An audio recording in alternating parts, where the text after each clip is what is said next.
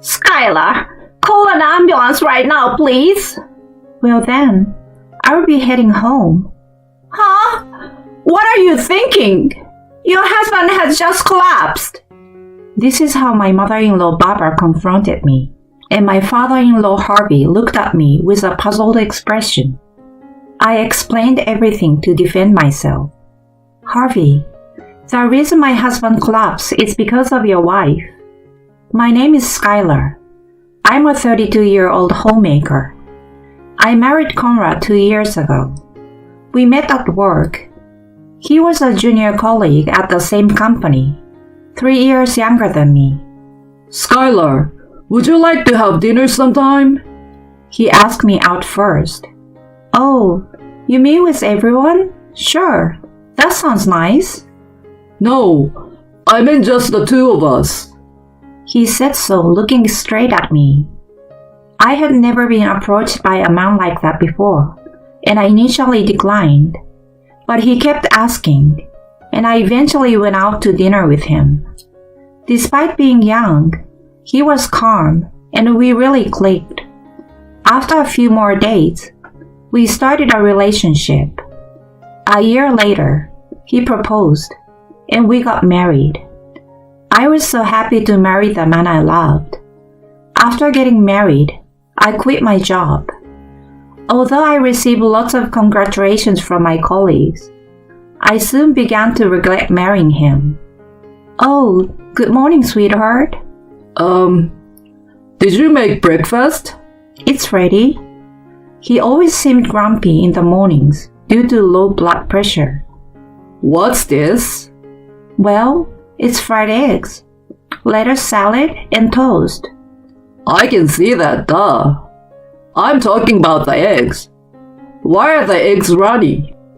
Oh, well, I heard that runny eggs are easier to digest. You know, you once said you have a weak stomach. Don't do anything like that.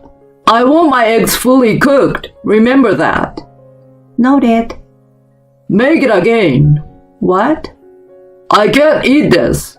Make it again. He then threw the eggs I made into the trash. I'm eating toast, so make it quick. I was stunned. What are you doing? Don't just stand there. His harsh words snapped me out of it, and I quickly remade his eggs. He ate without a word, didn't clean up after himself, and started getting ready for the day. I was shocked by his behavior so soon after our marriage. But I had quit my job and still loved him. I didn't want to get a divorce so easily after being blessed by so many. I thought he was just not a morning person. That's what I told myself, and decided to see how things went. In the evenings, he was different. Not grumpy like in the mornings. Oh, fried chicken tonight. Nice. It will be ready in a bit. I've also chilled some beer for you. Great. I will shower first. He was kind and cheerful, just like when we were dating. Dinner was enjoyable, and we had lively conversations. I was relieved, thinking he was just not a morning person. I was careful with breakfast, avoiding anything that upset him, and noting down his preferences to avoid repeats. Gradually, I got used to managing his moods and our distance in the mornings, and became perfect at managing our household. He seemed satisfied with our daily life. He was very kind in the evenings and on his days off, and we shared some quality time together. We were living a happy newlywed life, but it didn't last long. What? A transfer? Yeah, it's still in the city. I see. But the commute will be tough, so let's move. We are renting now. Let's move to a condo near my office. Well, I guess we could do that. I wasn't opposed, and I didn't really like the layout of our current place anyway. So we visited real estate agencies to find a new place. How about this place? Yeah, but it seems a bit expensive. But it will make our lives more comfortable, right? Plus, it has a great kitchen. It will be easier for you to cook. That's true. Let's go for it then. And that's how we decided on our new place. The new place was as comfortable as my husband said it would be. The new kitchen was super easy to use and made cooking a lot of fun. My husband's commute was shorter now, so he got to sleep in later, which made him less grumpy in the mornings. I was really glad we chose this apartment. However, a new problem arose. Skylar, I'm here. Barbara, what brings you here all of a sudden? What? Do I need a reason to come here? No, that's not what I meant. Then there's no problem. Can you make me some coffee right away? Saying this, my mother-in-law walked into the living room and plopped down on the sofa. I reluctantly made her coffee and served it to her. Where are the cookies to go with the coffee? I don't have any right now. Why not? You should always have some on hand. Well, but you came over unexpectedly. Oh, stop making excuses. If you don't have any, go out and get some. What are you waiting for? Chop, chop. Yes, right away. I had no choice but to drive out and buy cookies. When I hurried back, she seemed satisfied, enjoying her coffee with the cookies. Next time, be better prepared. Unbelievable. I didn't want her to come over again. Our new apartment was only a 10 minutes walk from my in-laws, so she started dropping by unannounced during the day. That night, I brought it up with my husband. Hey, Conrad, your mom dropped by today unannounced. Oh yeah? What did she want? Nothing really. She just made me go buy cookies and then relax before leaving. She even told me to keep sweets on hand for her next visit. I see. Well, you should do as she says. What? Mom loves sweets. Did you even listen to me? Yeah, so you messed up, right? Be careful next time. I was speechless. Even though my mother-in-law was being unreasonable, he didn't think she was at fault. Instead, he blamed me. Wow, hold on. It's really inconvenient if she keeps coming over like this, you know. Why? Well, she's your mother, and it's stressful. Plus, she criticized my cleaning today and even my taste in interior decor. That's not criticism. It's advice. Listen to her. He was getting visibly irritated, but I couldn't back down on this. I've been doing fine until now, and you never complained. She's nitpicking everything. If she keeps coming over and criticizing like this, it's going to be unbearable. Are you talking shit about my mother? No, that's not what I mean. But her frequent visits are a problem. If my mom wants to come, let her come. I pay the rent here. You don't have the say. He yelled this and locked himself in a room. I was just trying to discuss his mother, but now even he was against me. I was feeling very anxious about our future. And the next day, she came over again. So, Skylar, I heard you upset my son. You're such a terrible daughter-in-law. He cares about me much more than you do. You're awful for making it sound like I'm the bad one. Now will you make me some coffee? She said this with a triumphant look, turned on the TV, and lay on the sofa. Then, I cooked her lunch, cleaned, and did laundry while she nagged me incessantly. You're such a useless daughter-in-law, and you call yourself a woman? You're so incompetent. She kept berating me. She even started staying over for dinner often, criticizing everything about me to Conrad. He began saying terrible things like, Maybe it was a mistake to marry you. He started treating me terribly because of his mother, becoming as grumpy as he used to be in the mornings. Those days continued, and I reached my limit. As a housewife, would I just be scorned and treated like a slave by them both? It was around that time when a friend suddenly sent me a photo. "Isn't this your husband?" I was shocked when I saw the photo. In broad daylight, my husband was walking arm in arm with an unknown woman. No way. Normally, a man wouldn't walk arm in arm with a woman other than his wife. This had to mean he was having an affair. I immediately hired a detective agency to investigate, and evidence of my husband's infidelity quickly accumulated. Unbelievable. He berated me so much, yet he was the one having an affair.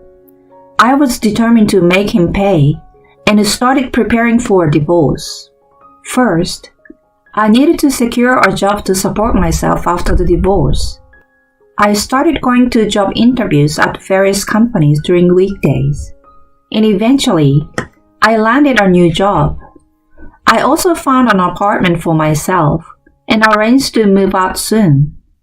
In the midst of all this, my unsuspecting husband announced, My mom's birthday is coming up, so we are having a dinner party at her place.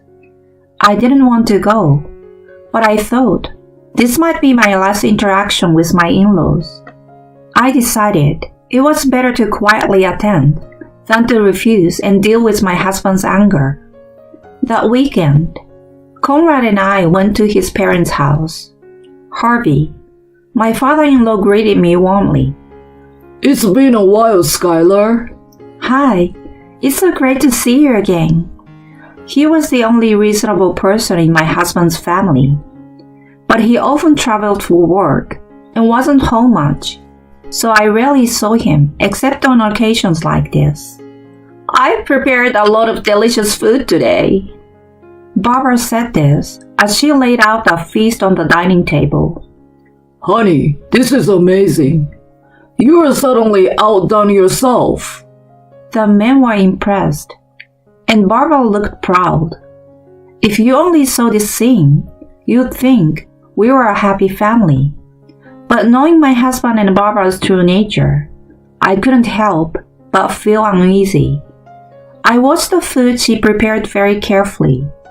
She served it on large platters, and everything on the dining table seemed untouched. I waited until the men started eating before I touched any food. The food was delicious and seemed fine. I thought maybe this would end without incident. But then, my husband and Barbara started whispering in the kitchen. They had mentioned preparing cake and tea. Maybe they were planning something. I observed them even more closely. Then, I saw her put some powdery substance into one of the teacups. What could that be? It was undoubtedly intended for me. They were smirking. I wondered how I could get out of this situation. They started serving the tea and cake at the table. Then Barbara left to call her husband. That's when I got an idea. I made a phone call to a specific person. Conrad looked at his phone, which was in his pocket, and said, I need to take this. Work call. Before stepping away. I quickly switched my tea with his. He returned with a puzzled look. What's wrong? That was a quick work call. Oh yeah, just a quick check. He tried to play it off, but he didn't know that the call was from me. I had changed the name and icon of my app to his mistress' name and picture. He thought the call was from her. It was just a temporary ruse to get him away from the table, and it worked. Soon after, my in-laws came back to celebrate Barbara's birthday with cake. The cake seems untampered with, so I ate it. I pretended everything was normal and sipped my tea slowly. My husband and mother-in-law watched me with smirks, probably expecting something to happen soon. But after a few minutes, the unexpected happened to my husband. It hurts. He suddenly collapsed, clutching his stomach. What's wrong, Conrad? What's happening? Conrad, are you okay? They were both shocked. My husband, in a faint voice, murmured. Why me? Barbara, rushing to my husband, turned to me and said, Skylar, call an ambulance right now. I was astounded at her audacity after she had set something up herself. Well then, I would be heading home. What? What are you thinking? Your husband had just collapsed. She confronted me like that. Harvey looked puzzled, said, I will call an ambulance. He hurried to call, and then turned to me asking, Why would you say something like that? He's your husband. Are you going to abandon him? Exactly. You heartless woman. The worst daughter-in-law ever. She took advantage of her husband's accusation to berate me even more. I explained everything to defend myself. Harvey, the reason my husband collapsed is because of your wife. What? He was shocked. Barbara, looking flustered, said, What are you talking about? I ignored her reaction and continued explaining to Harvey. I saw her putting some powdery substance into one of the teacups. The cup was then placed in front of me. I had a bad feeling, so I switched it with my husband's cup. Then, he collapsed like this. Barbara, did you put a large amount of laxative in it? She looked shocked as I said this. Harvey glared at her and demanded an answer. Is that true? Why would I do something like that? She's lying. Then let's call the police and have them investigate. The police? Yes. Intentionally administering a laxative can be considered assault. It's a serious matter that could involve the police. I didn't know that. She inadvertently slipped up. Harvey and I didn't miss her admission. You just admitted to putting the laxative in. Why would you do such a thing? Well, Harvey, your wife and son have been bullying me terribly. What? I have recordings of some recent incidents on my voice recorder. Please listen to them later. You will understand how they've been harassing me and why they might have spiked the tea. He sighed in disbelief. She then turned her anger on me. How did you manage to switch the cups? My son was supposed to be watching. That was easy. I called him, pretending to be his mistress. What? My son is having an affair? She clearly didn't know. Harvey was speechless. I have pictures as evidence. I planned to divorce him after today's meal, but I didn't know you two were planning something so awful. I'm glad I was cautious. Don't worry. I will make sure you both face the consequences. I left their house, hearing Harvey's angry voice at Barbara. An ambulance passed by, likely taking my husband to the hospital. A few hours later, Harvey contacted me. He apologized for what happened at the birthday party and discussed the future. He had scolded them and ensured that Conrad would agree to a divorce and pay alimony for the affair. He also said I could claim compensation for the emotional distress caused by their abuse. I gratefully demanded everything I was owed, including compensation from the mistress. Harvey, affected by the incident, decided to divorce Barbara. Having never worked, she ended up moving in with my ex-husband, where she found the mistress already living, leading to constant arguments between them. Conrad, burdened with hefty alimony, higher rent, and the cost of supporting 3 adults, was worn out both physically and mentally. With no allies at work due to his affair, he lived in isolated misery. Karma is a bitch. As for me, I successfully moved to a new place and started a new life.